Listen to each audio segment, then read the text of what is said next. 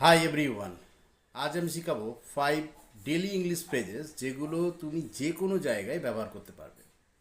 এগুলো খুবই সহজ, কিন্তু তোমাকে কনফিডেন্স শোনাবে। So let's begin. আজকের ফার্স্ট ফ্রেজ হলো এক্সকিউজ মি, মানে মাফ করবেন। তুমি কখনো কারো অ্যাটেনশন নিতে চাইলে বা পোলাইট হতে চাইলে এটা তুমি বলতে পারো। যদি এক্সাম্পল দিয়ে বলি, প্রথমে একটা সিচুয়েশান বলি যে you are standing in a crowded place. এখানে এক্সকিউজ মি কথাটিকে তুমি কিভাবে ব্যবহার করবে? তুমি বলতে পারো, excuse me, can you tell me the time. Second ফ্রেজটি হলো হাউ আর ইউ ডুইং, বাংলায় যার মানে হলো তুমি কেমন আছো। তোমরা হয়তো বলবে যে আমরা তো এতদিন বলেছি হাউ আর ইউ, এটা মানেই তুমি কেমন আছো।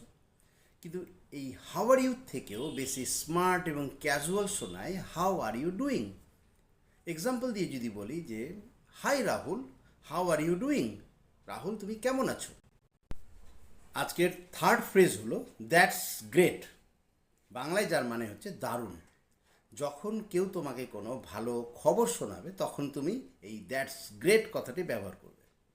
যদি এক্সাম্পল দিয়ে বলি, ধরো তোমার কোনো ফ্রেন্ড তোমাকে বললো যে আই পাস মাই এক্সাম, তখন তুমি তোমার ফ্রেন্ডকে বলতে পারো ওয়াও, দ্যাটস গ্রেট। আজকের ফোর্থ ফ্রেজ ডোন্ট ওয়ারি, যার বাংলা মানে হচ্ছে চিন্তা করো না। এই ডোন্ট ওয়ারি, এই ফ্রেজটি কিন্তু ভীষণ একটা পজিটিভ একটা ফ্রেজ, কারোর মন ভালো করতে এটা তুমি ব্যবহার করতে পারো।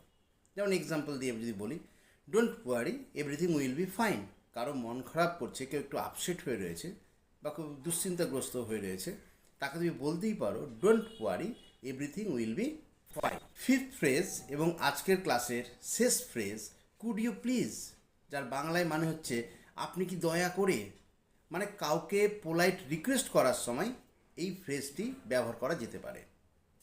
যেমন এক্সাম্পল দিয়ে যদি বলি, could you please open the window, মানে আপনি কাউকে রিকোয়েস্ট করছেন জানালাটা যদি তিনি খুলে দেন, তাহলে could you please open the window.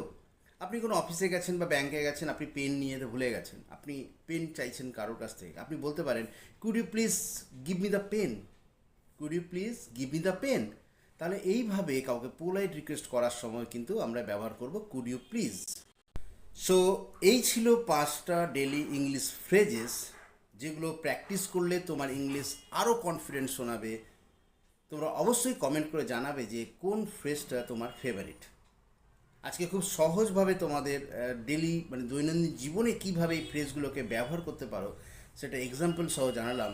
তোমরা অবশ্যই কমেন্ট করে জানাও তোমাদের কোন ফ্রেজটা ভীষণ ভালো লেগেছে। চলো পরবর্তী ভিডিওতে আবার দেখা হবে। See you in the next video.